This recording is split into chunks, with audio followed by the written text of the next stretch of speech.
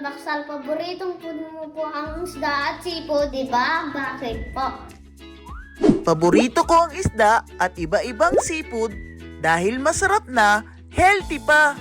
Mayaman ito sa omega-3 fatty acids na nakakapagpalakas ng ating heart at nakakapagpa-active ng ating brain at nagbo-boost ng immune system.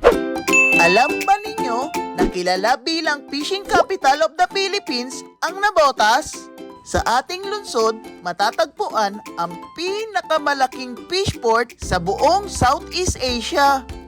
Kaya maraming iba-ibang klaseng isda at seafood dito sa atin. Maaari natin ito mabili sa abot kayang halaga at i-enjoy na kainin. Mura na, sariwa pa, siguradong masarap at masustansya. Kayo, ano ang paborito niyong pagkain? Mayroon ba kayong gustong malaman mga impormasyon tungkol sa akin, sa ating lungsod o iba pang kaalaman? Ipadala ang video ng inyong tanong sa abotdyan@gmail.com at subukan kong sagutin at bigyan linaw ang mga iyan. Siguraduhin mapapanood at maririnig na malinaw ang video at sound para makita kong mabuti ang kakyutan ninyo. At hindi ako magkamali ng pagsagot ng inyong tanong.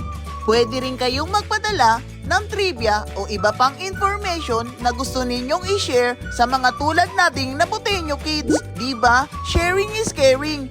Kaya i-share rin natin ang mga knowledge natin. Maaari kayong magpatulong sa inyong nanay at tatay o kay ate at kuya para mai-record at ma-send sa akin ang inyong mga video.